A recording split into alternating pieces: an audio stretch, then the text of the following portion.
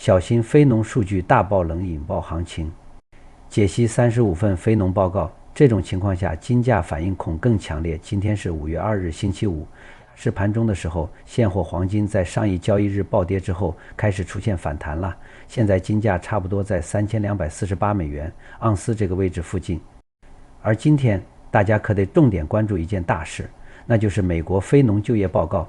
这报告一出来，估计能在黄金市场掀起一场大风暴。分析师 Aaron Sangiser 就专门写了文章，分析黄金价格在非农报告公布后可能会有啥反应。咱先看看近期美国金融市场的情况，那可真是复杂的很，经济数据和政策动态不停地折腾。就说美国国债收益率吧，周四的时候一开始跌，后来又涨回去了。为啥呢？因为上周初请失业金人数增加的比大家预期的多，这就让国债收益率一下子跌到了3周以来的最低点。可谁能想到4月制造业报告出来，比预期的要好，国债收益率又开始回升了。虽说制造业 PMI 降到 48.7， 说明制造业还在收缩呢，但比大家之前猜的要好些。而且投入物价指数还升到高位了，这都是关税闹的，供应链变得紧张，成本也跟着上升。这样一来，交易员们就得好好琢磨琢磨，经济放缓和通胀风险到底咋平衡。再加上价格压力这么大，美联储降息这事儿可能就得往后推了。现在市场预计6月降息的概率已经降到 58% 了。美元这边呢，周四也在反弹。一方面是上个月美元超卖了，现在来一波技术性买盘。另一方面，大家对关税协议挺乐观的，这也给美元反弹提供了动力。再说说国际贸易局势，最近也有缓和的迹象，美国主动找咱们中国接触，而且看起来和其他国家达成贸易协议也有戏。不过呢，美国经济也有不太好的消息，一季度经济出现萎缩，3月个人消费支出物价指数也没啥变化。所以现在市场的目光都紧紧盯着周五的非农就业报告呢。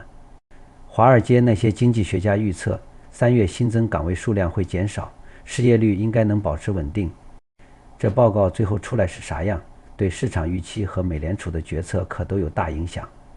再看看黄金市场，周四那天黄金价格整体是下跌的，当天最高涨到 3290.01 美元盎司，最低跌到 3201.83 美元盎司，最后收盘在 3237.69 美元盎司。早盘的时候，黄金价格直接就承压往下跌，之后一直处于弱势状态。等价格跌到3200美元盎司附近，就开始短线震荡了。日线图上看，收了一根大阴线。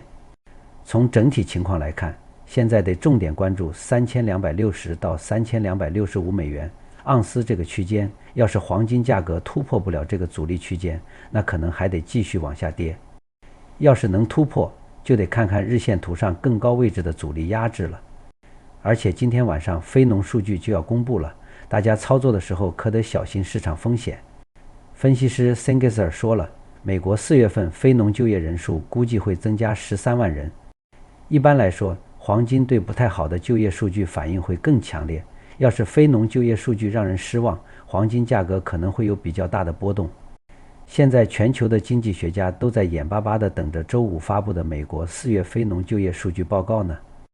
有些经济学家提醒大家，特朗普政府搞的关税战可能会让美国劳动力市场乱成一团，这也会让金融市场觉得美联储在6月份开启今年首次降息的可能性大大增加。北京时间周五20点30分，美国就要公布4月非农就业报告了。据权威媒体调查，美国4月非农就业人数可能增加13万人，这可比3月份的 22.8 万人少多了。美国4月失业率估计会维持在 4.2%。另外，调查还显示，美国4月平均小时工资环比增幅可能还是 0.3%。4月平均每小时工资年率增幅可能会反弹到 3.9%， 3月份的时候是增长 3.8%。穆迪分析的首席经济学家马克赞迪就说，金融市场得做好准备，周五的非农数据可能会让人失望。他特别关注就业增长是不是低于10万，要是真这样，市场情绪可能就会变得很负面。赞迪还说，要是数字到10万或者更低，大家可得小心了，因为这意味着其他数据会变得更重要，大家也会调低自己的预期，这一天市场可能会不太好过。华尔街的阿波罗全球管理首席经济学家 Thorsten SLK 也表示，4月份就业报告周五就要公布了。从一些领先指标来看，接下来几个月美国劳动力市场可能会明显变弱。还有个数据也挺值得关注的。ADP Research Institute 周三发布的数据显示，有小非农支撑的 ADP 就业人数在4月份只增加了 6.2 万人，这是过去9个月里增长最少的一次，比市场预期的11.5万人少太多了，也比前一个月的15.5万人有所下降。美联储理事沃勒以前货币政策立场一直挺鹰派的，最近也开始转向鸽派了。他好几次强调，如果特朗普政府的高关税政策让美国企业大量裁员，那他就支持降息，好保护美国劳动力市场。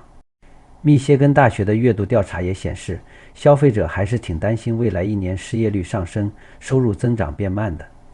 从历史经验来看，美国就业报告对黄金价格影响可不小。有一项研究专门分析了金价对之前35次非农数据的反应。注：2023年3月那次非农数据因为复活节的原因波动比较小，就没算进去。现在正好赶在美国劳工统计局5月2日周五发布4月份就业报告的时候，和大家分享一下这个研究结果。这次预计4月份非农就业人数增加13万人，3月份的时候增加了 22.8 万人。给大家讲讲这个研究的分析方法。研究人员把非农数据发布后的15分钟、1小时和4小时内的黄金价格反应都画出来了，然后把黄金价格的反应和实际非农结果跟预期结果之间的偏差做对比。他们用 Fact Street 经济日历来算偏差数据，因为这个日历会给每个宏观经济数据发布都分配一个偏差点，能清楚地看出实际数据和市场共识之间差多少。比如说2024年4月非农就业人数增加 24.3 万人，比预期的少很多，偏差就是 1.28。 反过来2023年9月非农就业数据是 24.6 万，比市场预期的17万要高，这就是个惊喜，偏差是 2.66。 一般来说，美国非农就业数据比预期好，对美元就有利，反之就不利。最后研究人员还算了相关系数，看看哪个时间段黄金价格和非农意外情况的相关性最强。当 R 值接近1的时候，说明两者有很强的负相关关系；当 R 值接近1的时候，说明有很强的正相关关系。因为黄金是用美元计价的，所以一份好的非农报告通常会让金价下跌，也就是负相关。下面给大家讲讲分析结果。在之前发布的35次非农数据里，有9次数据不如预期，26次数据比预期好。平均来看，数据不好的时候偏差是 0.58， 数据好的时候偏差是 1.48。 数据发布15分钟后，如果非农就业数据比市场预期的低，金价平均会涨 7.2 美元。要是数据比预期好，金价平均会跌5美元。这说明投资者对不如预期的非农数据反应可能更强烈一些。研究人员在不同时间框架下算出来的相关系数没有特别接近1，没到那种被认为是显著负相关的水平。在数据发布15分钟和1小时后，负相关性最强，R 值在 0.57 和 0.55 左右。发布4小时后， R 值升到 0.43。